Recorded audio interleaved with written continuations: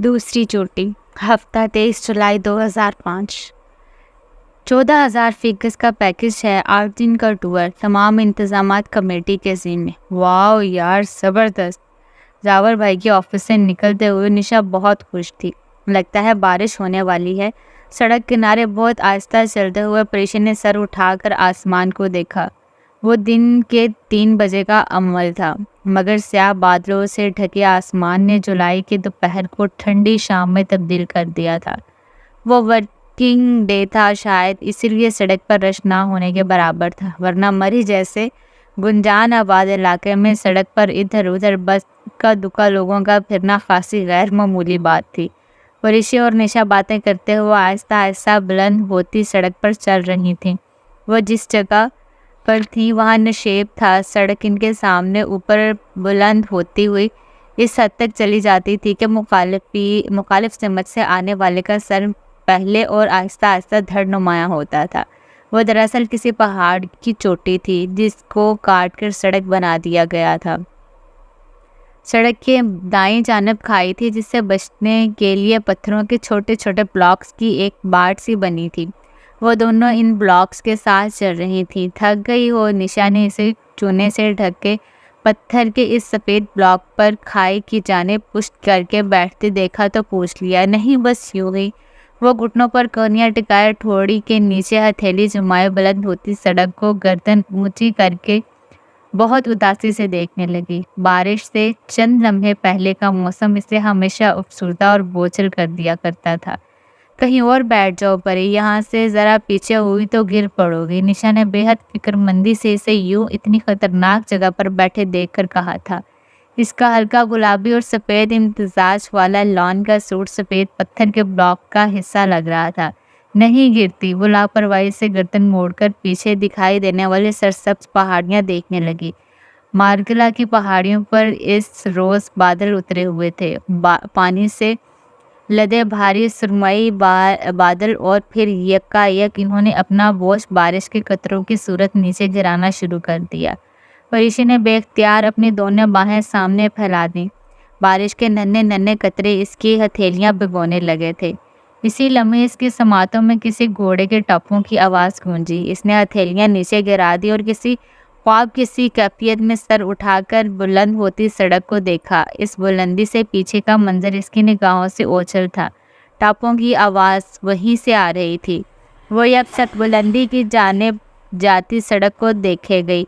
پہاڑی کی دوسری جانب سے کوئی گھوڑا دوڑتا ہوا اس کی طرف آ رہا تھا۔ ہر گزرتے لمحے گھوڑے کے ٹاپوں کی آواز بلند ہوتی جا رہی تھی۔ اسے لگا یہ سڑک کے بلند حصے سے نگاہیں ہٹا نہیں سکے گی، جیسے وقت وہیں ٹھہر سا گیا تھا۔ لمحے تھم گئے تھے، بارش کے قطرے فضا میں رک گئے تھے، ہر طرف خاموشی تھی۔ آنے والے کا سر پہلے نمایاں ہوا تھا۔ وہ گھوڑے کے باگ تھامے اسے بہت مہارت سے سڑک پر دوڑتا نشیب کی سمت آ رہا تھا۔ اس کا گھوڑا سفید تھا، چونے کے پتھر کے بلاک سے بھی زیادہ سفید اور چمکدار۔ وہ اس طرف آ رہا تھا، اس کی نظریں اپنے گھوڑے پر تھیں۔ وہ پلکیں جھپکائے بغیر اسے دیکھے گئی۔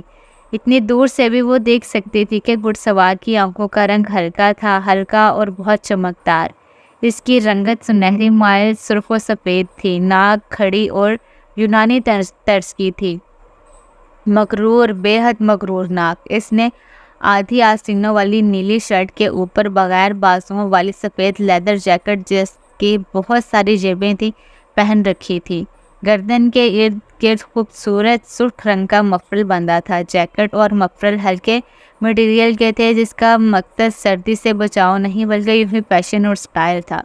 برستی بارش میں اس کے بھورے بال ماتھے پر چپکے ہوئے تھے، مگر وہ جیسے ہر چیز سے بے نیاز اپنے سفید گھوڑے کی جانب متوجہ تھا۔ اس نے اپنا گھوڑا ان دونوں کے قریب سفید بلاکس کے ساتھ روک دیا اور گردن ترچھی کر کے عقب میں موجود پہاڑیوں کو دیکھنے لگا۔ وہ پیچھے والے منظر سے جیسے غیر مطمئن سا تھا۔ اسے شاید گھوڑا کھڑا کرنے کی کوئی صحیح جگہ نہیں مل رہی تھی۔ بارش رک چکی تھی اور ٹھنڈی ہوا پھر سے چلنے لگی تھی۔ پری کے گیلے بال اس کے چہرے کو چھو رہے تھے، مگر وہ تو اس شخص سے نگاہیں ہٹا ہی نہیں پا رہی تھی۔ وہ اب ایک جگہ گھوڑا کھڑا کر کے مطمئن سا ہو گیا، تب ہی گردن میں لٹکے کور سے کیمرہ باہر نکالا اور چہرے کا رخ ان دونوں کے جانب کیا۔ بات سنو، اس نے پریشے کو براہ راست مخاطب کیا تھا۔ اس پل جیسے کوئی طلسم سا ٹوٹا، سحر، خواب، خیال سب کچھ ختم ہو گیا تھا۔ وہ جیسے اب ہوش میں آئی اور چونک کر اٹھ کھڑی ہوئی۔ جی، اس نے اپنا اصلی پر اعتماد انداز میں سنجیدگی سے جواب دیا۔ اسے خود پر حیرت ہوئی تھی کہ وہ اتنا بے خود اور محصور کیوں ہو گئی تھی۔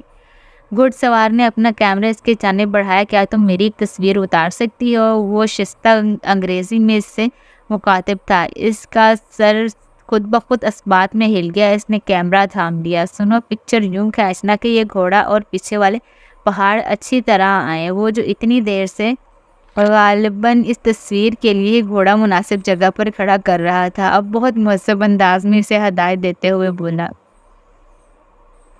اس نے کیمرے کو دیکھا، بالکل ویسا ہی وہ اولمپس کیمرہ اس کا بھی تھا، وہ بھی استعمال کیا کرتی تھی۔ اس نے کیمرہ چہرے کے سامنے لا کر اس کی LED اسکرین کو دیکھا اور پھر ریڈی کہے بغیر تصویر کھینچ دی۔ تمہارا شکریہ، مگر کیا یہ پہاڑ آئے تھے؟ بغیر ریڈی کہے تصویر کھینچنے پر اس اجنبی گھڑ سوار کو قدرے بے چینی ہوئی تھی۔ اس نے ایک نظر اس کے شہد رنگ آنکھوں میں دیکھا اور پھر سر ہلا دیا۔ ہاں، بہت خوبصورت تصویر آئی ہے۔ نشا نے پریشے کے ہاتھ میں پکڑے کیمرے کی اسکرین پر موجود تصویر کو دیکھ کر کہا تو اسے خیال آیا کہ نشا بھی وہاں موجود تھی۔ ویسے یہ تمہارا گھوڑا ہے؟ نشا نے ہی اگلی بات کی۔ نہیں، یہ میں نے کرائے پر ایک آدمی سے لیا ہے۔ اصولاً اسے گھوڑے کی باگ تھامنے میرے ساتھ ہمراہ چلنا چاہیے تھا، مگر اس کو بھگا کر یہاں لے آیا۔ وہ شکل سے بہت مغرور لگتا تھا، مگر اس وقت بہت بے تکلفی کے ساتھ انگریزی میں بات کر رہا تھا۔ انگریزی؟ پری نے غور سے دیکھا۔ وہ انگریزی کیوں بول رہا تھا؟ اسے غور کرنے سے دیکھنے پر احساس ہوا کہ گھوڑے پر سوار وہ بھورے بالوں اور گوری رنگت والا خوبصورت مرد پاکستانی نہیں، کوئی غیر ملکی تھا۔ وہ اس کی شناخت کے متعلق صحیح اندازہ نہ کر سکی۔ تم دونوں ایک منٹ ٹھہرو، میں اس آدمی کو اس کا گھوڑا واپس کراؤں۔ اس نے پھرتی اور مہارت سے گھوڑا موڑا اور اسے بلند ہوتی سڑک کے طرف بھگا کر لے گیا۔ کتنا گڈ لکنگ تھا یار، نشا اس کے جاتے ہی بے تحاشا شائستگی انداز میں بولی۔ پتہ نہیں، وہ سر چھٹک کر دائیں جانب کھڑے اونچے پہاڑوں کو دیکھنے لگی۔ بادل اب غائب ہو رہے تھے۔ اوہ نشا، وہ اپنا کیمرہ مجھے دے گیا ہے۔ ایک دم اس کے ہاتھ میں پکڑے کیمرے کا خیال آیا۔ وہ پریشان سی ہو گئی۔ وہ واپس آئے تو دے دینا۔ حالانکہ وہ اس کے واپس آنے سے پہلے نکلنا چاہتی تھی، مگر ہاتھ میں پکڑا کیمرہ اسے اس کا انتظار کرنے پر مجبور کر رہا تھا۔ چند منٹ بعد ہی وہ انہیں بل کھاتی سڑک پر سے نیچے اترتے ہوئے اپنی جانب آتا دکھائی دیا۔ گھوڑے پر سوار ہونے کی وجہ سے اس کا قد کاٹ انہیں ٹھیک سے نظر نہیں آیا تھا، مگر جیسے ہی وہ ان کے قریب آئے اسے احساس ہوا وہ اس سے خاصا لمبا تھا۔ وہ سمجھ رہا تھا میں اس کا گھوڑا لے کر بھاگ گیا ہوں۔ اس کے قریب بھاگ کر وہ ہنستے ہوئے بتا رہا تھا۔ ہنستے ہوئے اس کی شہد رنگ آنکھیں چھوٹی اور ہو جاتی تھیں۔ وہ اندازہ نہ کر سکی وہ ہنستے ہوئے زیادہ پرکشش لگتا ہے کہ لب پیچتے۔ تم اتنی خطرناک طریقے سے رائڈنگ کیوں کر رہے تھے؟ نشا کو بزرگی جھاڑنے کا شوق تھا، سو اس لاپرواہی پر اس کو ڈانٹنا اس نے اپنا فرض سمجھا۔ میڈم، میں 5 سال کی عمر سے رائڈنگ کر رہا ہوں اور گھوڑوں کو بہت اچھی طرح جانتا ہوں۔ اس نے مسکراتے ہوئے سر جھٹکا۔ وہ اور نشا سڑک کے کنارے آہستہ آہستہ چہل قدمی کرنے لگیں۔ پریشا وہیں کھڑی رہی۔ دفعتاً اسے کیمرے کا خیال آیا۔ سنو، ان دونوں نے مڑ کر پیچھے دیکھا۔ تمہارا کیمرہ؟ اس نے قدرے زور سے کیمرہ اس کے ہاتھ میں تھمایا۔ وہ مسکرا کر رہ گیا۔ شکریہ۔ سنو، تمہیں یوں اپنا قیمتی کیمرہ دے کر نہیں جانا چاہیے تھا۔ میں اگر لے کر بھاگ جاتی تو؟ وہ پھر مسکرایا۔ مجھے پتا تھا تم ایسا نہیں کرتی۔ سینے پر ہاتھ باندھے ہوئے اس کے عین سامنے آ کھڑا ہوا۔ اگر میری جگہ کوئی اور ہوتا تو تمہارا کیمرہ لے کر بھاگ چکا ہوتا۔ تمہاری جگہ کوئی اور ہوتا تو میں کیمرہ ہرگز نہ دیتا۔ وہ مسکراہٹ دبائے بہت سنجیدگی سے بولا۔ اوہ! وہ اس کے اس انداز پر سر چھٹک کر سڑک کی دوسری جانب پھیلی دکانوں کی قطاروں کو دیکھنے لگی۔ وہاں رش اب بڑھتا جا رہا تھا۔ نشا نے اس بدتمیزی پر اسے گھورا بھی، مگر وہ اسے دیکھ بھی نہیں رہی تھی۔ گھڑ سوار نے گردن جھکا کر کیمرے کی اسکرین پر نگاہ ڈالی اور زیر لب مسکرایا۔ اچھی تصویر کھینچنے کا شکریہ۔ تصویر دیکھ کر اس نے سر اٹھاتے ہوئے کہا اور کیمرہ کور میں ڈال دیا۔ وہ پھر مغرور نظر آنے کی اداکاری کرتے جواب دیے بنا کانوں کو دیکھتی رہی۔ تو تم اس تصویر کا کیا کرو گے؟ اس کی بے رخی کے اثر کو کم کرنے کے لیے نشا نے بہت دوستانہ انداز میں اسے مخاطب کیا۔ میں 20 برس بعد ایک سفر نامہ لکھوں گا، اس کے فرنٹ پر یہ لکھوں گا، یہ تصویر لگاؤں گا اور اس کا کیپشن ہوگا۔ نشا نے دلچسپی سے پوچھا۔ میں اس کے نیچے لکھوں گا، اس کوہ پیما کی تصویر جو راکا پوشی سر کرنے جا رہا تھا۔ وہ فخر سے بتا رہا تھا۔ پریشے نے تیزی سے گردن گھما کر اسے دیکھا، اسے جھٹکا سا لگا تھا۔ تم راکا پوشی سر کرنے جا رہے ہو؟ بے اختیار پوچھ لینے کے بعد اسے یاد آیا کہ اس کو تو خود کو لاتعلق ظاہر کرنا تھا۔ اسے پچھتاوا ہوا۔ ہاں، پریشے کی بے ساختگی پر اس نے بڑی مشکل سے اپنی مسکراہٹ چھپائی تھی۔ خیر، راکا پوشی سر کرنا کوئی اتنی بڑی بات نہیں ہے، ایوریسٹ یا K2 سر کرنا اصل کامیابی ہے۔ یہ کہہ کر وہ پھر سے دکانوں کو دیکھنے لگی۔ ویسے کل ہم لوگ ایک ٹور کمپنی کے ساتھ کلام جا رہے ہیں۔ نشا کے بتانے پر گھڑ سوار نے آنکھیں سکوڑ کر مال روڈ کی طرف دیکھا۔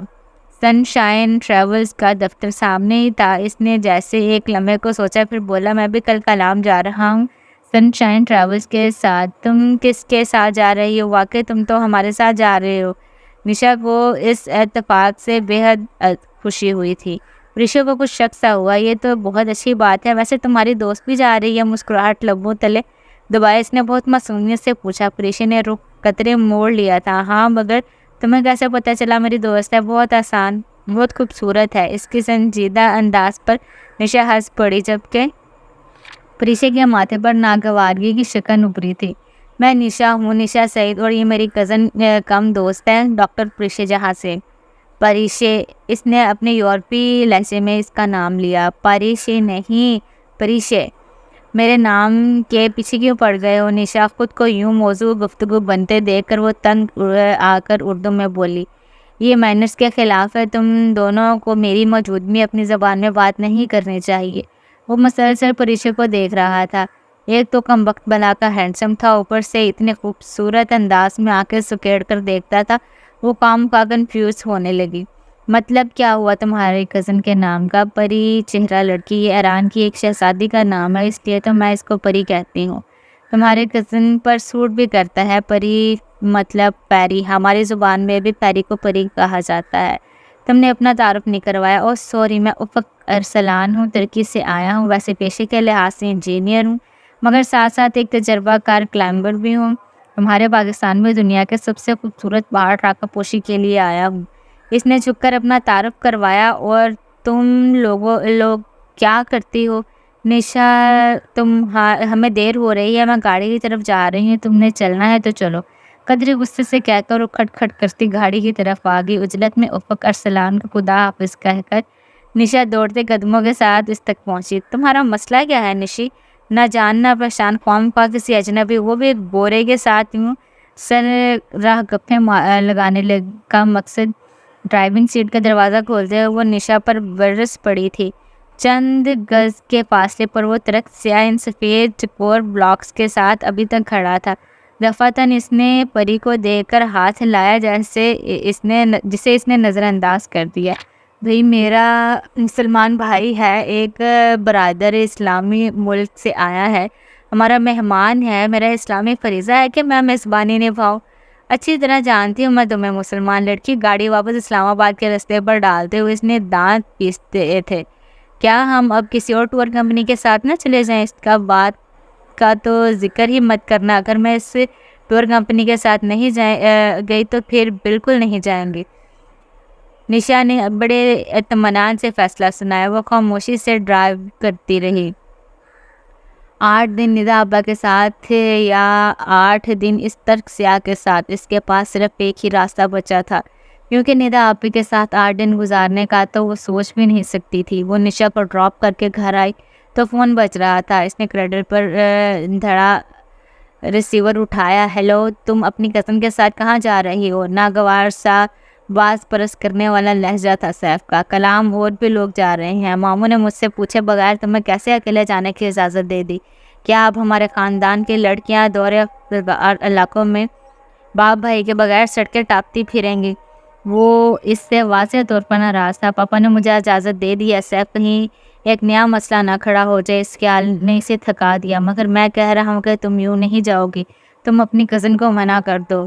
تحکم بھرا انداز، وہ بے بسی سے لب کاٹ کر رہ گئی۔ ہم اسکول میں بھی تو ٹورس کے ساتھ چلے جاتے تھے، ایک قابل اعتماد ٹریول ایجنسی کے ساتھ۔ یہ یوکے نہیں ہے پریشے، اس کا انداز تو ٹوک تھا۔ بس تم اپنی کزن کو منع کر دو۔ اچھا، پریشے نے فون رکھ دیا۔ چند لمحے آزردگی نے فون کو دیکھتی رہی، پھر نشا کا نمبر ملایا۔ میری آواز سنے بغیر چین نہیں آ رہا جو گھر پہنچتے ہی فون کھڑکا رہی ہو۔ نشا، میں کلام نہ جاؤں تو؟ نشا ایک لمحے کو چپ سی ہو گئی۔ پری وہ کچھ دیر بعد بولی، وہ ایک اچھا انسان ہے، تم اس کے ساتھ انکمفرٹیبل فیل نہیں کرو گے، بلیو می نشا۔ پری، نہیں نشا، سیف نے منع کیا ہے۔ What the hell! اس کا پارا ہائی ہو گیا تھا۔ وہ کون ہوتا ہے تمہیں منع کرنے والا؟ میں نے ابھی تک تمہاری منگنی کو قبول نہیں کیا۔ تم دونوں ایک دوسرے کے لیے ہو ہی نہیں، لیکن تم نے شاید شادی سے پہلے ہی اس کے غلامی کرنے کا فیصلہ کر لیا ہے۔ ٹھیک ہے، فائن، میں یوں ہی تمہارے لیے ہلکان ہوتی ہوں۔ جہنم میں جاؤ تم، جہنم میں جائے سیف، جہنم میں جائے افق ارسلان۔ ایک پسماندہ مسکراہٹ پریشے کے لبوں پر بکھر گئی۔ میں نے اس کے غلامی قبول نہیں کی، اور سنو، میں نے پروگرام بھی کینسل نہیں کیا، لیکن اگر تم نے میرے نام کے ساتھ افق کا نام پھر لیا تو میں پروگرام کینسل کر دوں گی۔ مزید کچھ کہے بغیر اس نے فون رکھ دیا۔ اسے سیف کے غصے کی پرواہ نہ تھی۔ کلام سے واپسی کے بعد اس نے شادی کر ہی لینی تھی، دل تب بھی مر جانا تھا۔ شاید سیف جیسے انسان کے ساتھ زندگی کی شروعات کرنے کے بعد اسے کسی کی بھی پرواہ نہ رہے، نہ دکھ کی نہ خوشی کی، شاید تب وہ بے حس ہو جائے۔ مگر اس بے حسی کے دور کے آغاز سے قبل وہ صرف 8 دن وہ زندگی گزارنا چاہتی تھی۔